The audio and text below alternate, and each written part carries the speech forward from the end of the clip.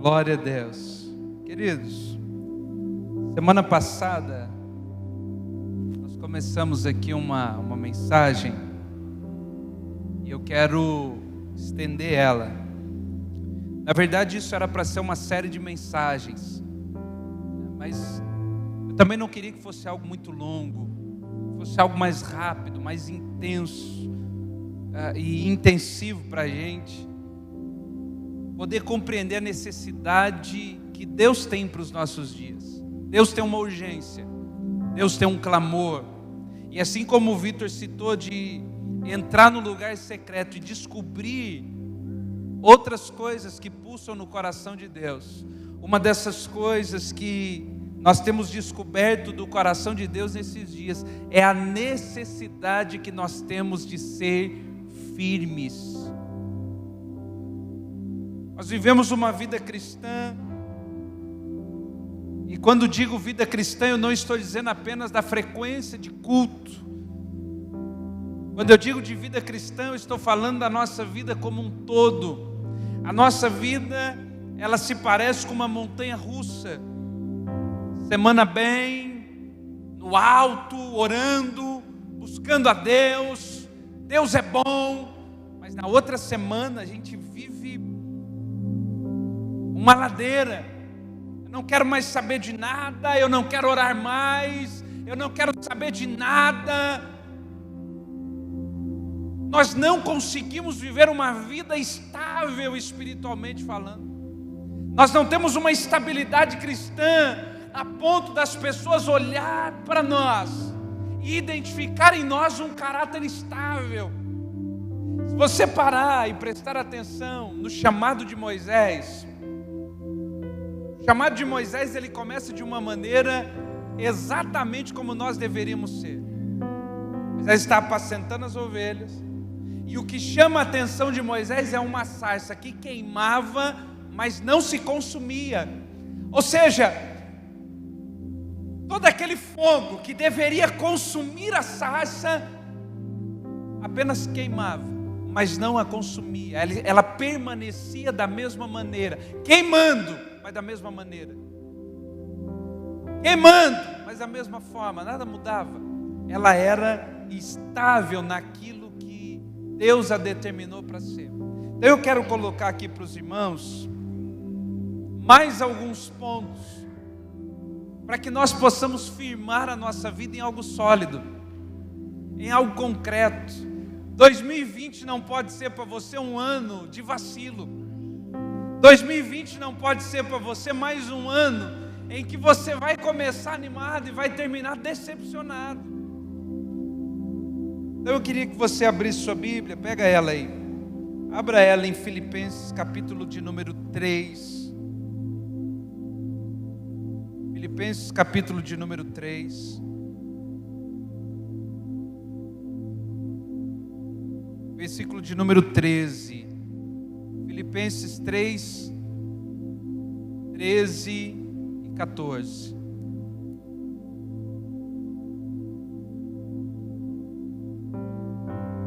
Está escrito assim, olha: irmãos, não julgo que o haja alcançado, mas uma coisa eu faço, é que esquecendo-me das coisas que atrás ficam e avançando para as coisas que estão diante de mim, eu prossigo para o alvo, pelo prêmio da soberana vocação de Deus em Cristo Jesus.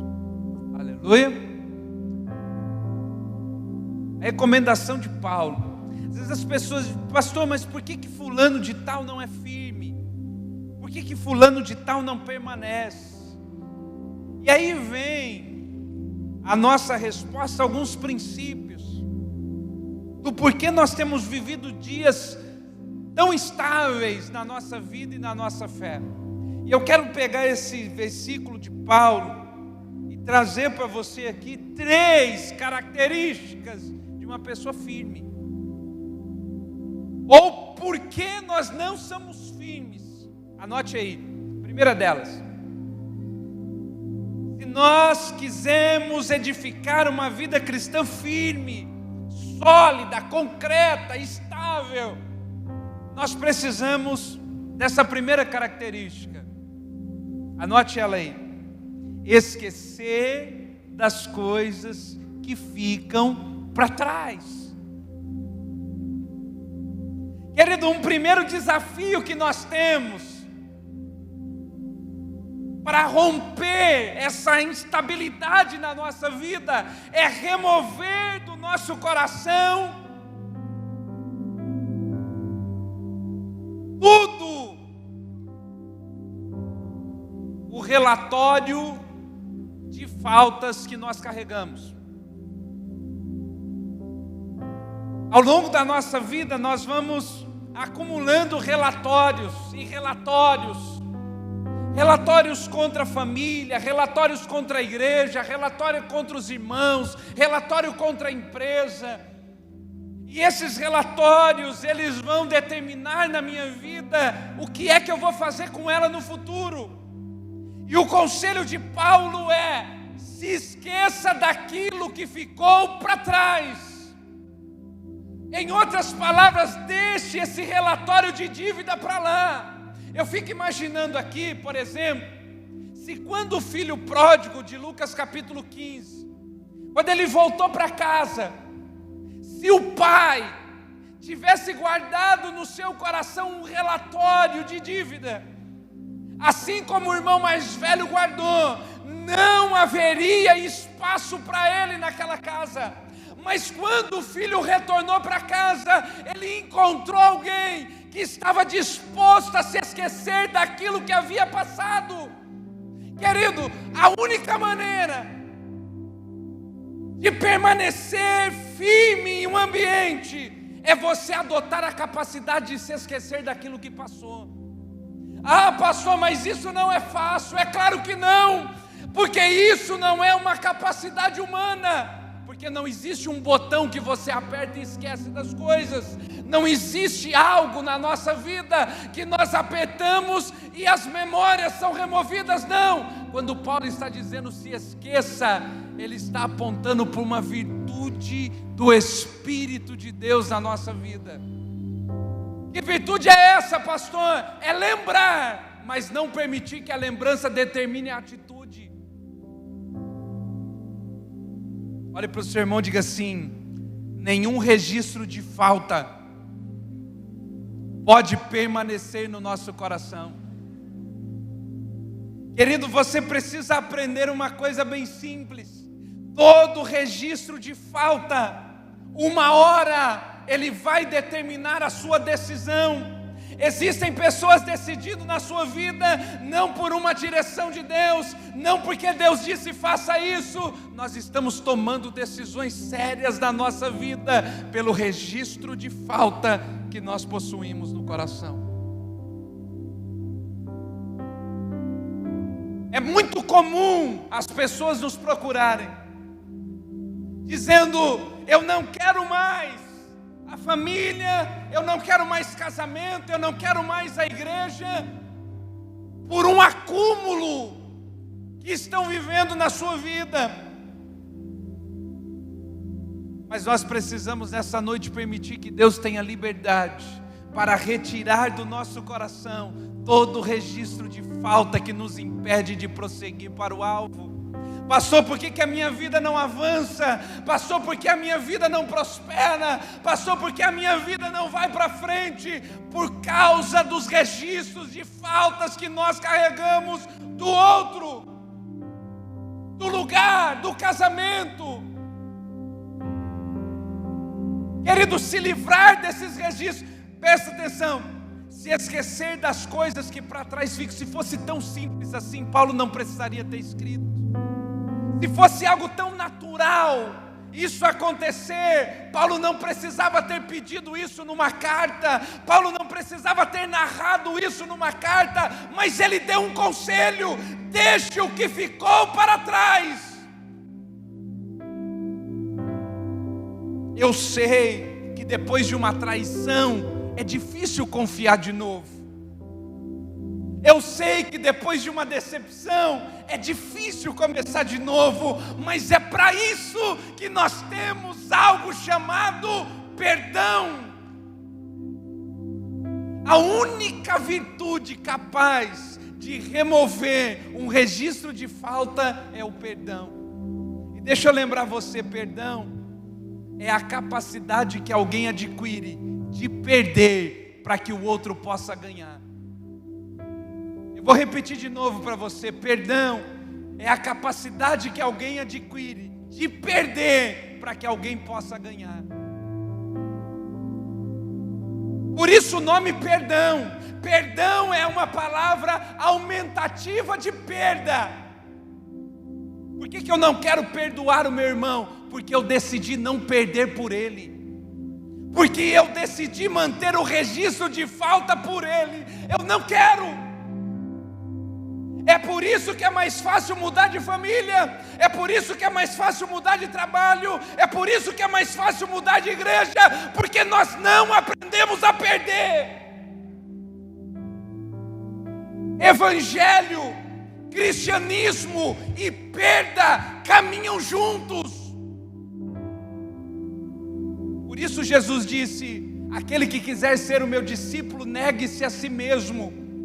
Você só pode começar a perder quando decidiu a negar a si mesmo, porque perdoar é dizer ao outro: você ganhou. Perdoar é você olhar nos olhos do outro e dizer: camarada, eu não quero carregar esse registro de falta. Você ganhou. Meu amigo, você ganhou. Minha esposa, meu esposo, você ganhou. Chefe, você ganhou. Pastor, você ganhou. Eu decido perder, porque na minha decisão de perda alguém ganha. Nós estamos construindo uma vida cristã pensando apenas nos benefícios que ela nos dá.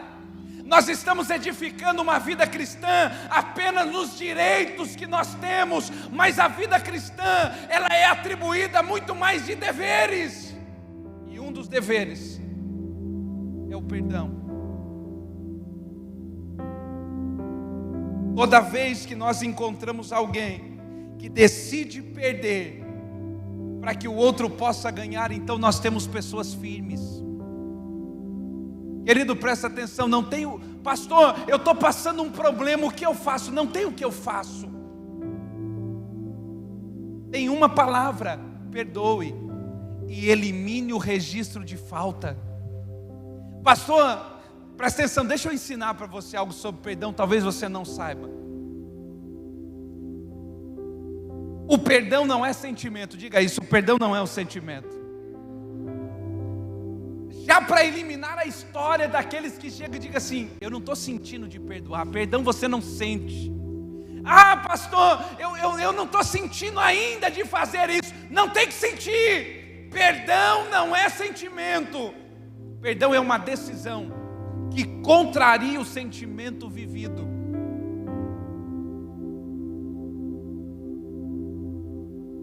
Jesus está na cruz, lembra disso?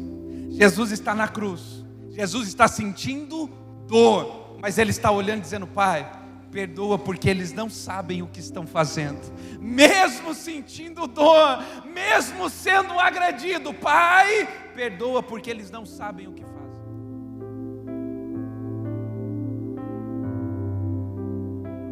No livro de Atos, nós vamos encontrar Estevão sendo apedrejado, sentindo terríveis dores próximo da morte. Ele diz: Pai, perdoa porque eles não sabem o que fazem.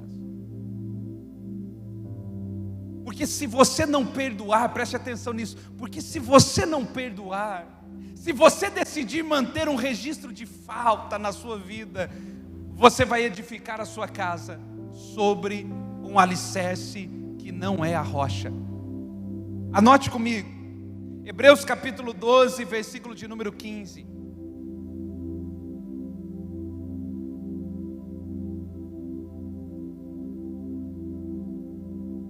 Hebreus capítulo 12, versículo 15.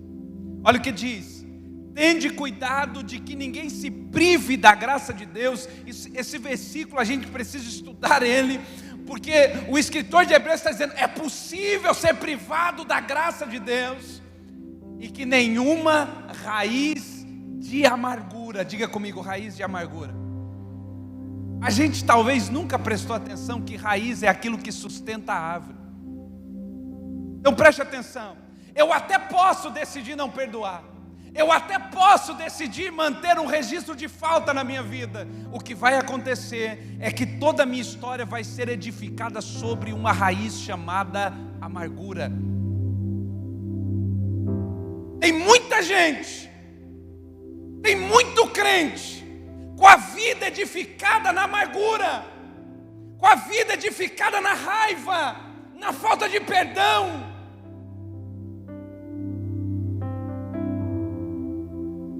Tem muita gente até hoje sofrendo, porque decidiu manter um registro de falta e edificar a sua vida sobre a raiz de amargura. A raiz de amargura não pode ser o alicerce para a vida de um cristão. Cristão não pode viver ressentido. Ressentimento vem de sentir duas vezes a mesma coisa. Por isso, prefixo, sabe o que é isso? Sentir novamente aquilo que já sentiu. Não, entenda algo precioso essa noite. O que te fez sofrer não pode te fazer sofrer de novo. E como isso, pastor? Quando eu pego a minha dor, quando eu pego aquilo que me feriu e coloco diante de Cristo Jesus. Preste atenção no que eu vou dizer para você. Quando o nosso passado começa a interferir no nosso presente, é porque nós perdemos a visão de futuro. Vou dizer de novo para você. Quando o nosso passado começa a interferir no nosso presente, é porque perdemos a visão do futuro. É por isso que nós vamos ler em Lamentações capítulo 3, versículo 21. Eu quero trazer à memória o que me dá esperança.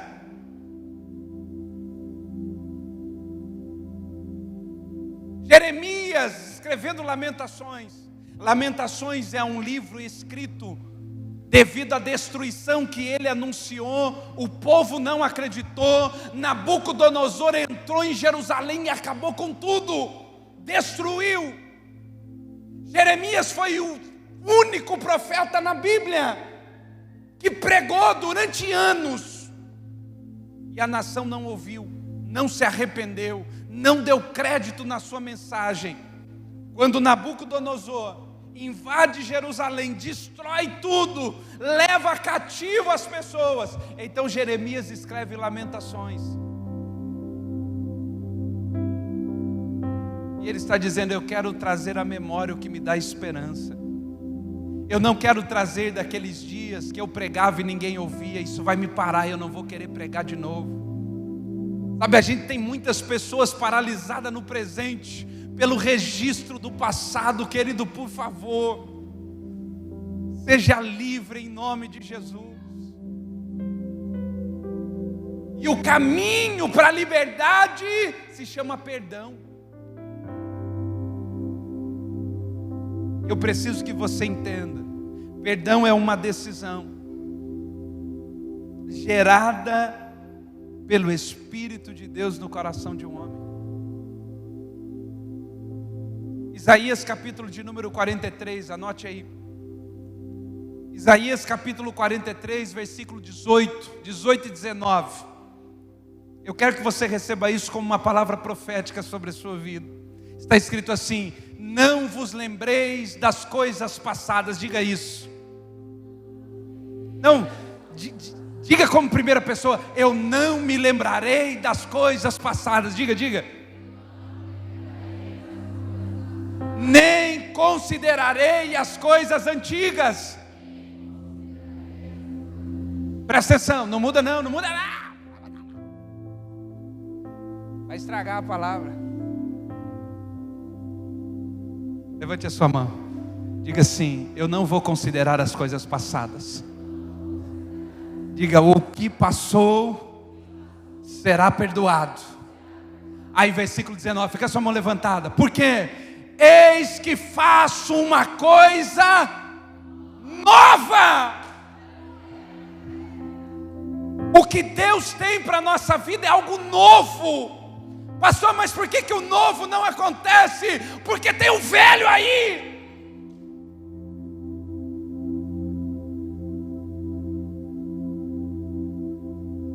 Tem muita coisa velha ocupando o lugar do novo.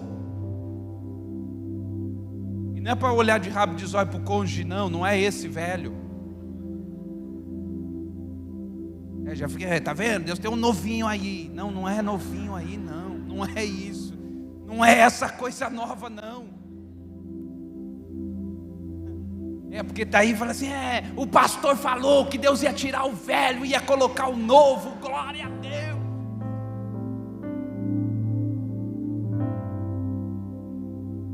Não é isso. Olhe para 3 pessoas e diga assim: quando você decidir remover o velho, Deus vai colocar o novo.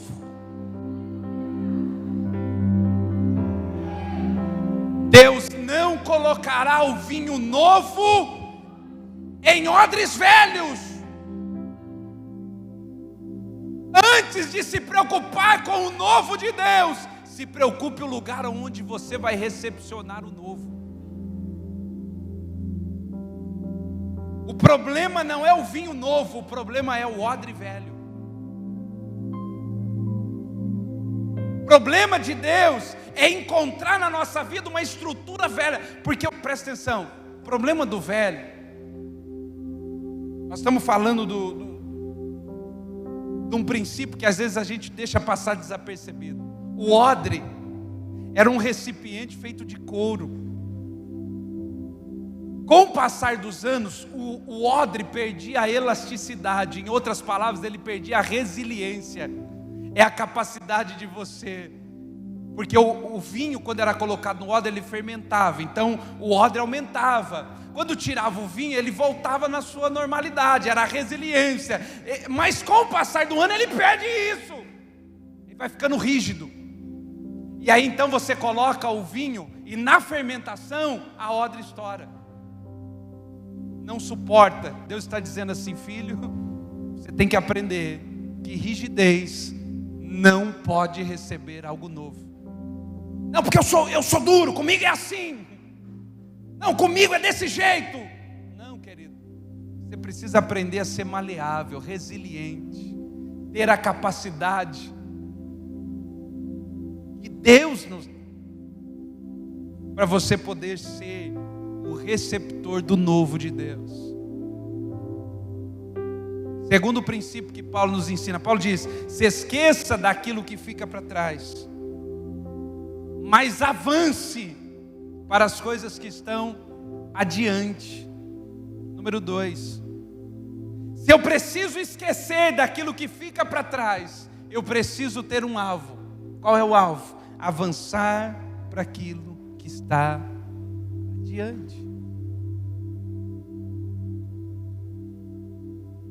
Os meus olhos não estão no passado, os meus olhos estão no futuro.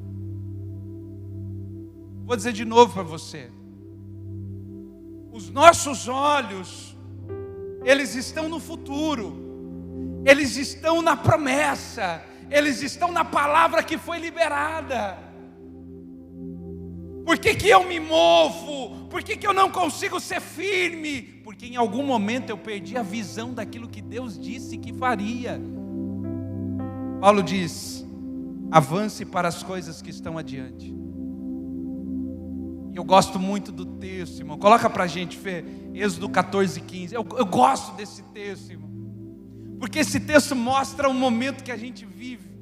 Esse texto mostra para a gente o momento que a gente vive diariamente. Olha isso. O povo de Israel saindo do Egito, para diante do Mar Vermelho. Faraó está vindo atrás. O povo começa a murmurar para Moisés: nós vamos morrer. Moisés vai orar. E olha a resposta. Volta no 14, Fê, fazendo um favor. Olha. o Senhor pelejará por vós e vos calareis. Verso 15. Então disse o Senhor a Moisés: por que clamas a mim? Eu gosto dessa ideia, porque quando Paulo diz assim, olha, avance para as coisas que estão adiante, é uma palavra que nos foi dada. E aí a gente tem hora que Deus já deu a palavra, tem hora que Deus já deu o sinal, tem hora que Deus já deu o comando, e a gente está ali, não, mas vamos orar para ver, vamos esperar. Aí Deus diz: por que você está orando? Diga ao povo de Israel que a ordem é para avançar. Bate no ombro do irmão e diga assim: Deus já deu a palavra. Diga, Deus já deu a palavra. Diga, avance. Deus já deu a palavra. Deus já liberou a palavra. Avance. Mas a gente quer, não, mas espera aí. Algo precisa. Deus, eu sei que o Senhor falou na mensagem, mas eu vou sair da igreja. Assim que eu sair da igreja, o Senhor vai mostrar para mim 3 carros vermelhos escrito Deus é fiel atrás. Se o Senhor mostrar, eu sei que o Senhor está no negócio.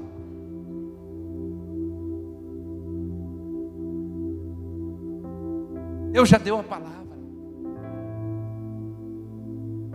Moisés está orando e Deus está perguntando para Moisés assim: por que você está orando? Diga ao povo que mais, eu já te dei a palavra, era para ir em frente. Irmão, quando Deus dá uma palavra, Ele já traçou a rota, Ele já sabe o que vai ter no meio do caminho, Ele já sabe os inimigos que estão ali, Ele já sabe as dificuldades. Ele só disse: ande, porque o milagre vai acontecer.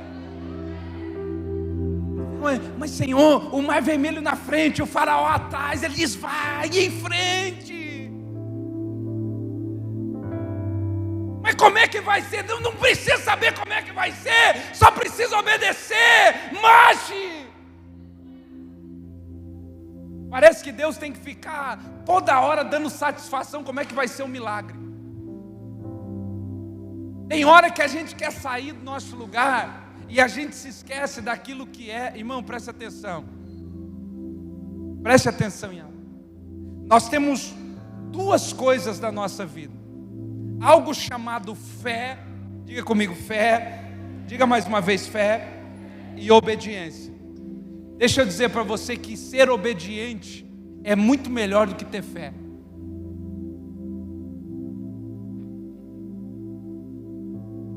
Vou dizer de novo para você.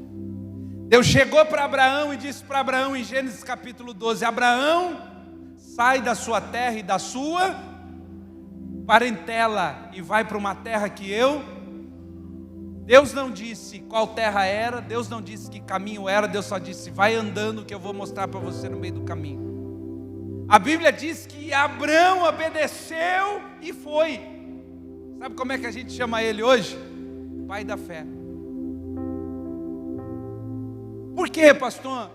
Porque tem muitas pessoas que querem ter fé, mas não tem um pingo de obediência. Toda atitude de fé é resultado de um ato de obediência. É por isso que nenhum desobediente possui fé.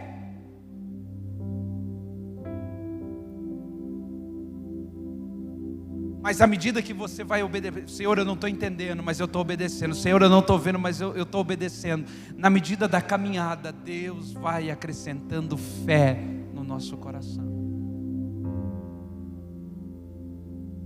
A vida de fé de Abraão foi construída a partir da obediência. A vida de Abraão foi construída através da obediência.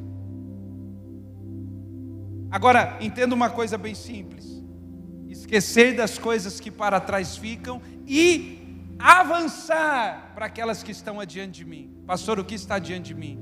Paulo vai dizer em 1 Coríntios capítulo 2, versículo 9: aquilo que o olho não viu, aquilo que o ouvido não ouviu, e que nem subiu ao coração do homem, são as coisas que Deus tem preparado para aqueles que o amam. Eu não vi, eu não ouvi, o meu coração ainda nem imaginou, mas Deus já preparou para mim algo bom na frente. É para lá que eu vou.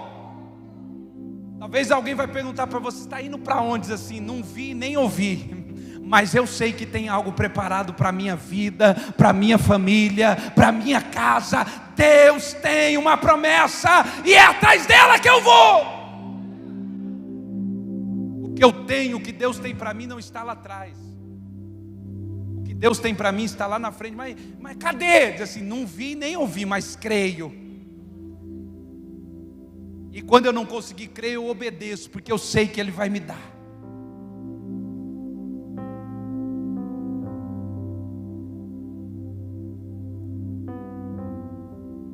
Algumas pessoas podem até se escandalizar, dizem: mas como é que esse negócio, pastor, de fé? Presta atenção no que eu vou dizer para você. Jesus vai dizer que a nossa fé é um grão de mostarda. Se ela for um grão de mostarda, é algo pequeno. Não é pequenininho, é pequeno. Mas se ela for colocada em Deus, se ela for colocada no lugar certo. Mas tem hora, irmão, que nos falta fé. Eu poderia pedir para você levantar a mão aqui e dizer assim: quem um dia já ficou sem fé? Talvez você se constrangeria. Mas tem hora que nos falta fé. Mas tem uma coisa: nunca poderá nos faltar obediência. Porque a obediência é o caminho para a fé. A obediência é o caminho para se alcançar a fé.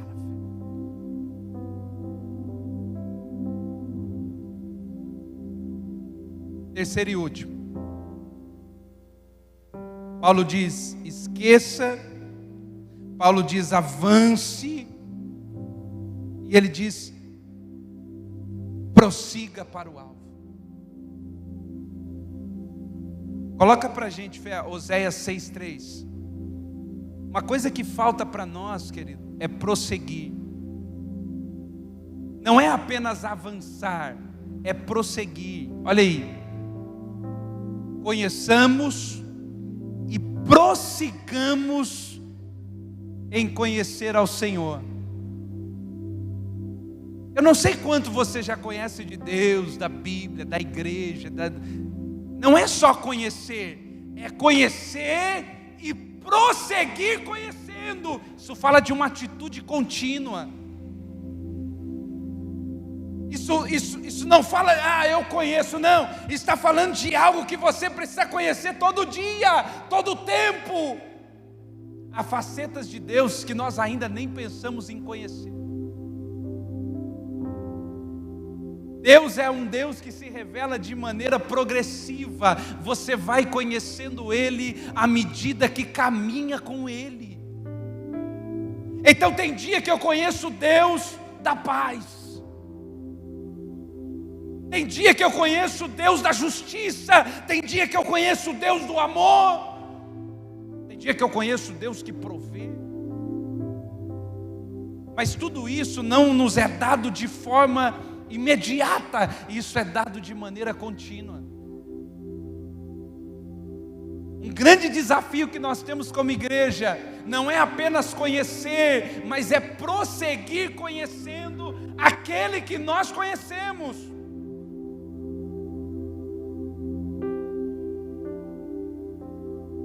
Porque tudo parte da ideia do casamento. Já viu o casamento? O casamento é bacana demais. Você tem um período do namoro. O período do namoro é lindo, maravilhoso. Oh, glória. Casalzinho se ama, pastor, eu amo. Vida toda, amor da minha vida. Já é para casar, pastor, é para a vida inteira. Lindo.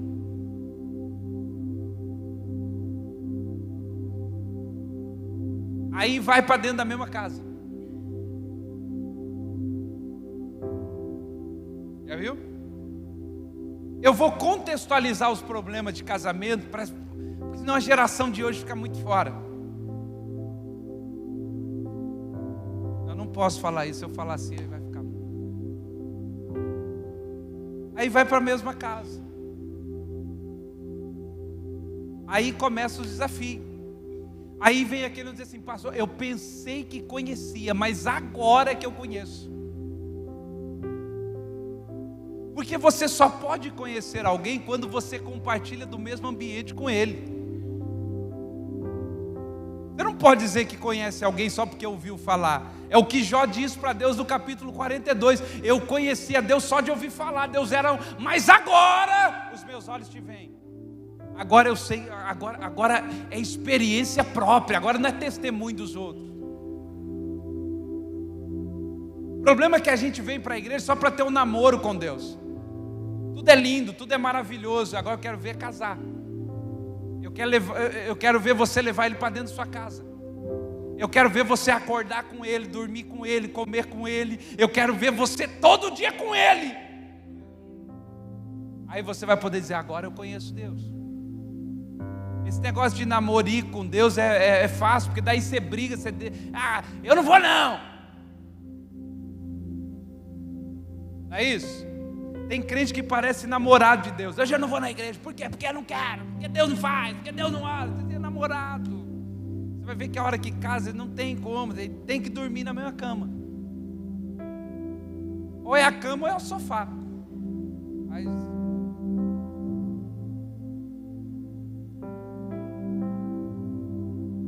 agora presta atenção, ó. Se você comprar, já dá a dica, ó, a dica. Casalzão investe naquele sofazão king size. Sofazão. Maior do que a cama, mais confortável do que a cama, Pedro.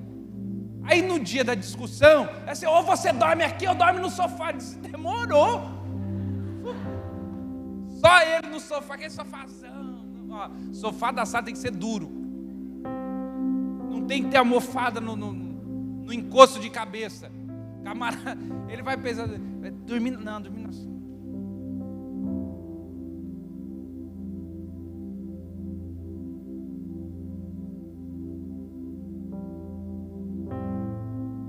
Estou brincando, querido. Na verdade, eu estou brincando falando a verdade. Claro que você pode ter um sofá bom. Falando do princípio. Lucas capítulo 18, estamos encerrando já. Lucas capítulo 18, versículo 1 a 8, vai falar sobre a parábola da viúva persistente. Coloca para a gente, Fê, a partir do 1. Contou também uma parábola sobre o dever de orar sempre. A questão do orar sempre, do fazer sempre, é do prosseguir, é do persistir, é do perseverar. Aí olha essa parábola: e nunca desfalecer. E dizendo, havia em uma certa cidade um juiz que não temia Deus, nem respeitava os homens.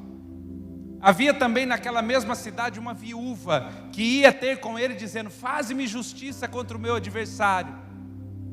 E por algum tempo não quis atendê-la. Mas depois disse consigo: ainda que não tema a Deus, nem respeito os homens, todavia, como esta viúva me incomoda, hei de fazer-lhe justiça, para que ela não continue a vir molestar-me. Prosseguiu o Senhor: ouvi o que diz esse juiz injusto. E não fará Deus justiça aos seus escolhidos, que dia e noite clamam a Ele, já que é longânimo para com eles? Digo-vos que depressa lhes fará justiça. Contudo, quando vier o Filho do Homem, porventura achará fé na terra? Imagine a cena: uma viúva tem uma causa, alguém está indo contra ela judicialmente, ela vai até o juiz, mas o juiz não quer atendê-la. O juiz não quer julgar a sua causa, mas a Bíblia diz que aquela mulher ia constantemente atrás daquele juiz. E a Bíblia faz questão em dizer: o juiz não temia a Deus e nem aos homens, era o incrédulo. Mas a perseverança, a insistência daquela mulher moveu um coração de um juiz ímpio. Agora, é aí o ponto, porque a questão da parábola é: se uma viúva, pela sua perseverança, moveu um coração de um juiz incrédulo, quanto mais os filhos de Deus, que oram de dia e de noite, Deus certamente Ele fará uma rápida justiça. Bate no ombro do seu irmão e diga assim: por favor, persevere, prossiga.